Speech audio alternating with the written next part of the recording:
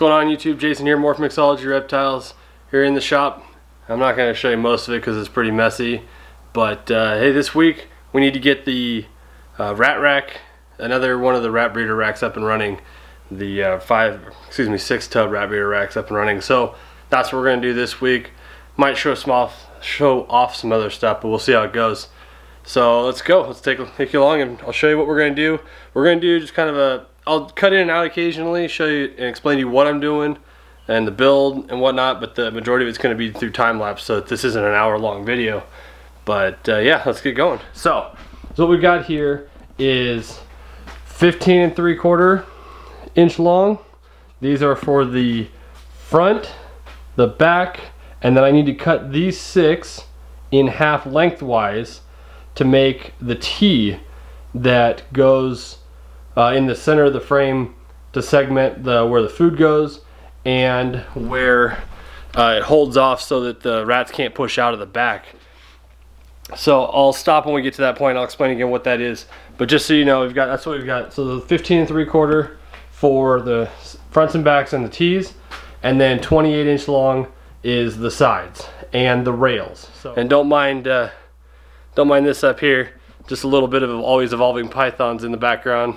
Gotta have YouTube going, and Miguel hit it big with his world's first in this, I think if I remember correctly, this is the Cypress Pastavi clutch. This might be the Cypress Vanilla Mojave, I can't remember. He had a world's first in both, so check him out. Always volume pythons. So front and back like so, and then once that frame is built, then we'll take a T that we just cut and we'll go across the middle like so, and front to back, and that'll make our T. Food goes here. It's all bolted up or nice and tight so that they can't get through the mesh. Once that's done, we'll do mesh all the way around like so. You know, we'll go like this. We'll staple it all the way around the outside so that they can't push up on it. And once I've got 6 of those done, we'll cut the legs, the stand-up legs and whatnot, and work on getting these mounted onto the 4 different legs. Then we'll do the other 12 of these will be for rails to slide the tubs on. So let's go ahead and do that. I'll get 6 of these built up real quick. We'll come back and we'll start working on assembling it. All right, here we go.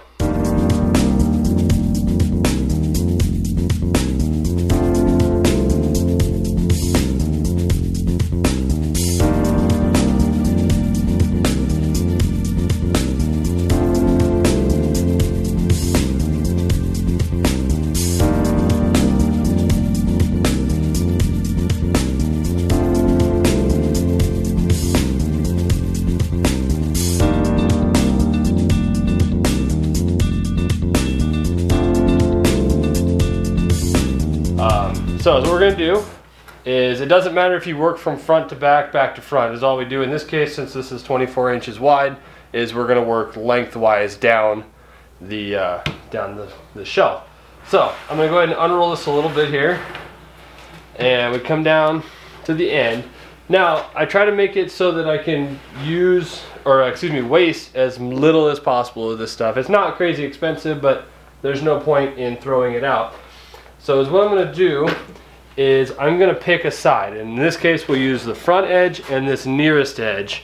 And those are going to be the ones that I set to the edges. Now, the way I do this is not to the very, very edge of the wood and not the edge here. And the reason for that is I don't want to, if I touch this grabbing the tub or whatever the case may be, I don't want to have this rough edge exposed. It's just inside. So I'm just going to put in a couple. We're going to go like here and there just to hold it. And now when it comes to stapling these, it's really personal preference at this point. I do roughly twice as many staples on the inner line as I will on the outer line.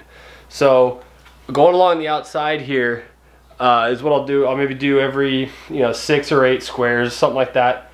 Here, here, so on and so forth. And then on the inside, I'll do maybe every 4 squares or so.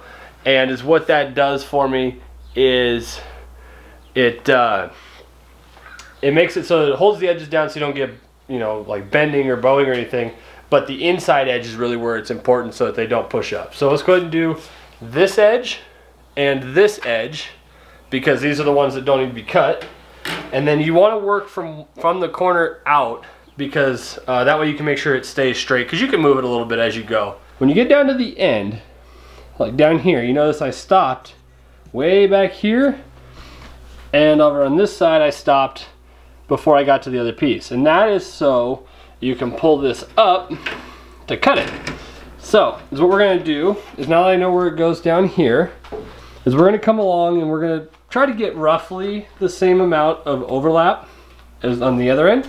So look here, obviously if I cut outside of this line, that's not going to work.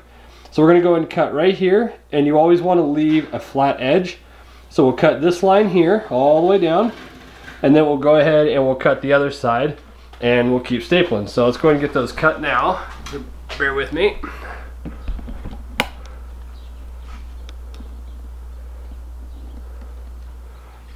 All right, let's go ahead and get those cut.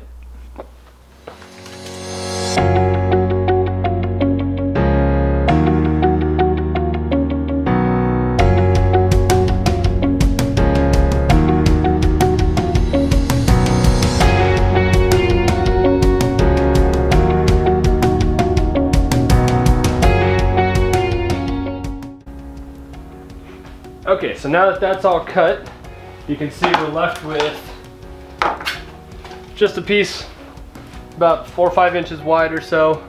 This is scrap. I don't save it for any reason. I will show you guys in a different video the ramps that I make for the grow out tubs. I don't need any for this rack in particular, so I'm not going to do that one now. It's obviously detached here. So now we're just going to go back through and finish stapling. Again, we're going to keep coming down the line like we did this way to this corner, go to that corner, and then we'll pull back and go from one end to the other. So let's get those done real quick.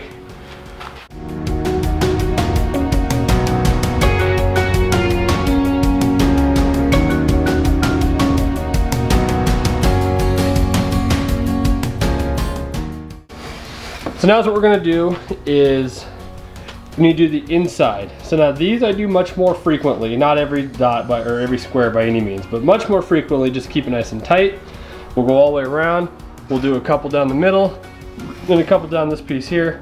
We'll be all set to go. Let's get that done now.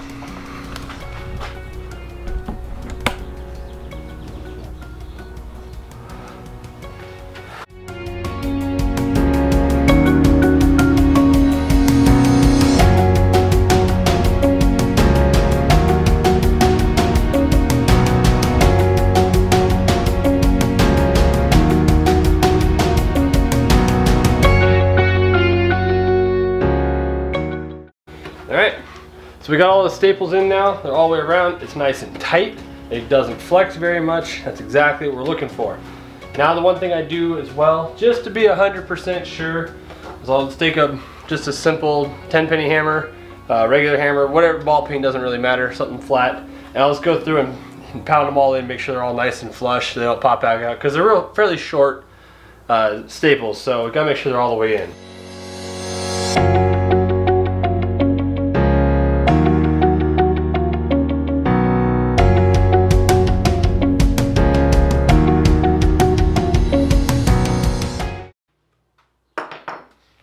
Alright, there we go guys, we got one done. Solid piece, all the way nice and taut. This obviously will be the top, and food will go in this one. This will just be open for them to climb on. This ½ inch works perfectly for the water spouts too, so when we do the watering, hooking up all the water, you'll see why I use ½ inch in particular. But there you go, that's one complete. We got 5 more to go. Cue the music, let's do some more time lapse.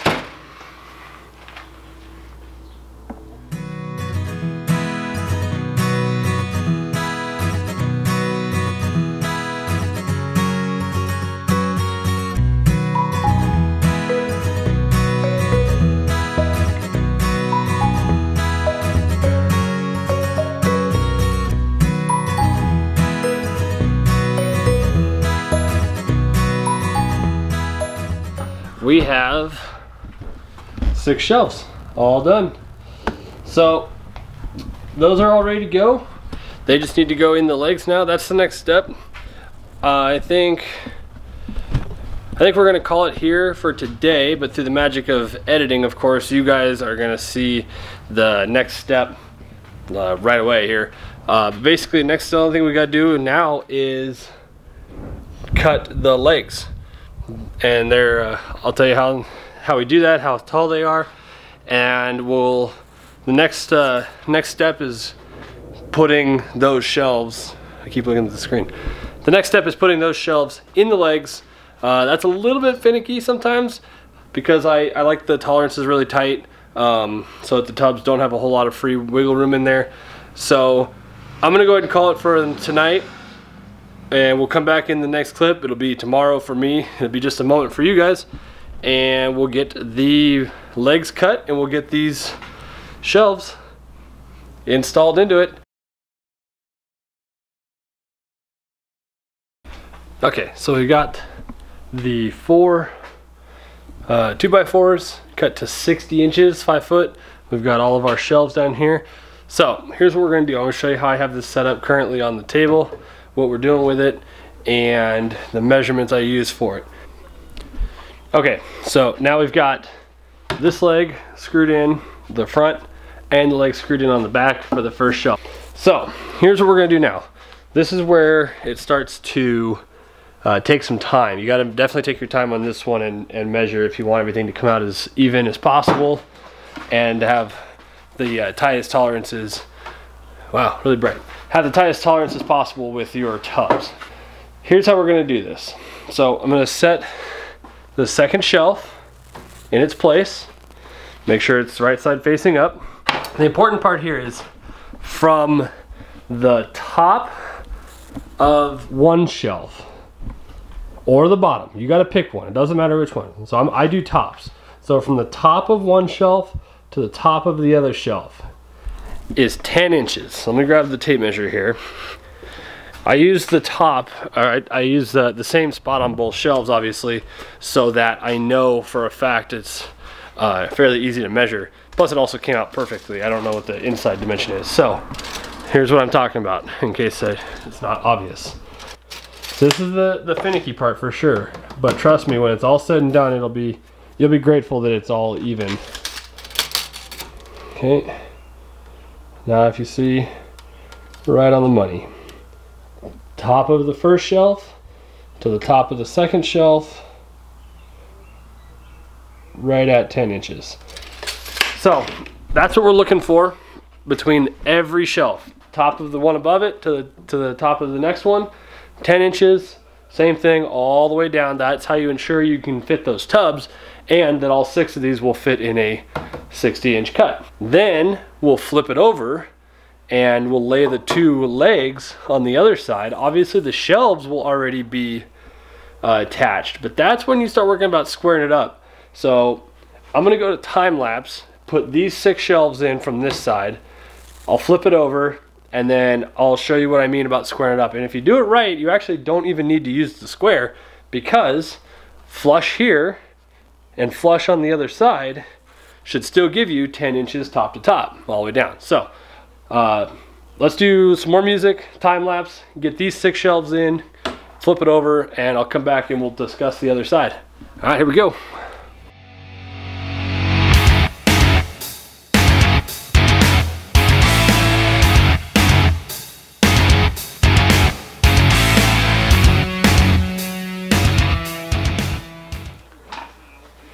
Alright guys, so we got back leg, front leg on this side done.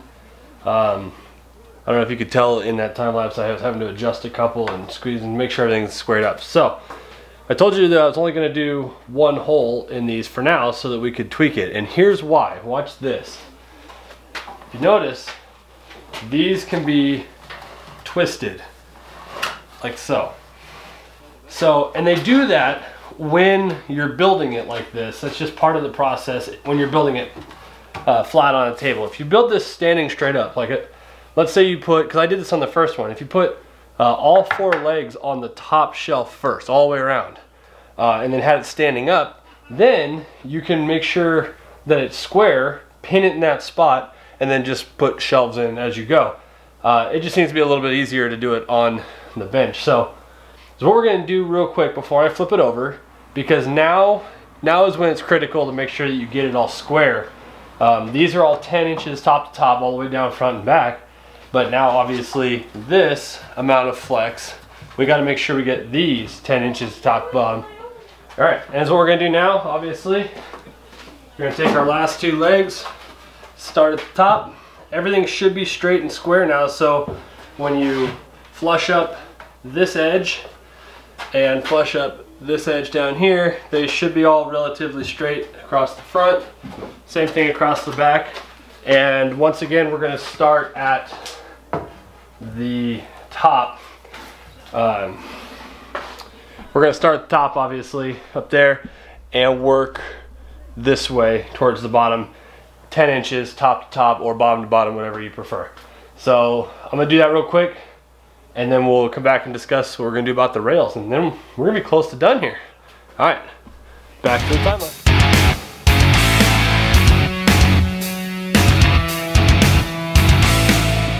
All right, guys, we got the legs front and back put on the side now, so they're both completely done.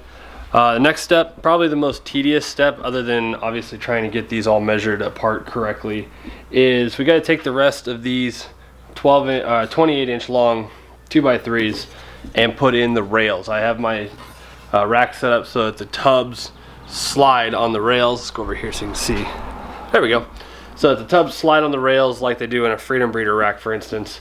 So what we're going to do is going to take this, obviously, put it underneath here and line it up so that the tub fits in there. So I've set this first one up. It doesn't matter if you start top or bottom in this case, because they're already done, they're already measured, and you're not setting the measurements between the rails anymore. So what we're going to need to do, as you'll see here, I got the first one set up, is you get them flushed up on the front and on the back, or back in this case, and front over there. And then from the bottom of the mesh, I use this because there's obviously a little bit of thickness there. So from there to the top of the rail, if it'll focus here, should be 3/4 of an inch. Anywhere between 3/4 and 7/8 is the best I've found for the medium mortar tubs from Home Depot in particular, to slide freely enough, but not be so loose that either the rats can get out, or one thing I've noticed is if you have too much of a gap there and you pull the tub out to get to like the rats or whatever, you can't let go of it because there's too much room, it would literally fall out. Even with these tubs that have a lot of weight in them, all of mine I can pull them, you know, a good probably 70 or 80% of the way out of the rack, let go, and they'll hang there. So that's kind of the point with that. So I'm gonna go ahead, again, we're gonna do all of these rails. These can be 1 or 2 screws, doesn't matter, whatever you choose. You can do 2 in each one if you want extra support for the weight, that's fine. So let's go ahead and do that. I'll put all 12 rails in, and then we're gonna be pretty much ready to start putting the watering lines in and get this thing ready to go. We gotta add cross members at the base, put the 4 wheels on so I can roll it around, and then start working on the watering, and that's the next big step that I'll explain. So here we go, 12 rails, come back, we'll start setting up the water. Let's do this.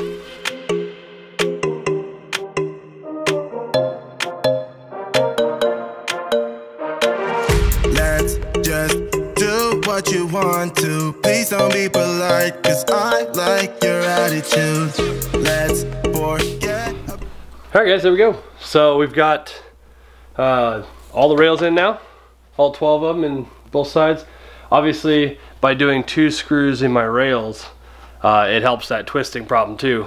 So I don't need to go overboard with the rest of the screws. So they're set, again, 3/4 of an inch from the edge of the mesh to the top of the rail, front and back, obviously, so that these tubs slide in nice and flush, not a whole lot of wiggle room, and still room underneath to feed and clean and whatnot.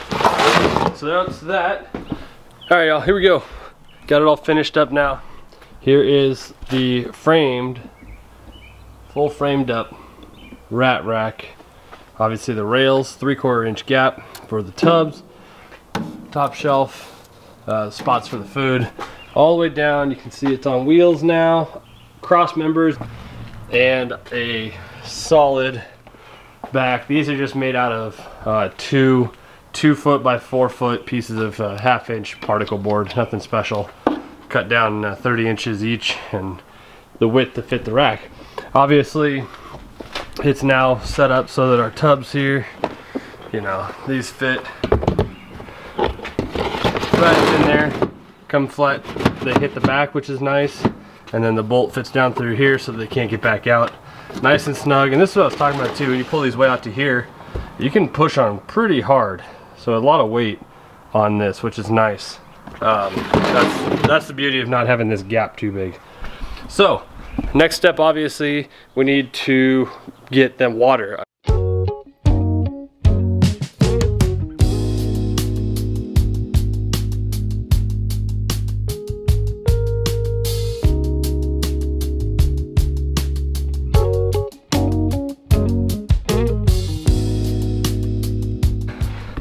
That's pretty much it.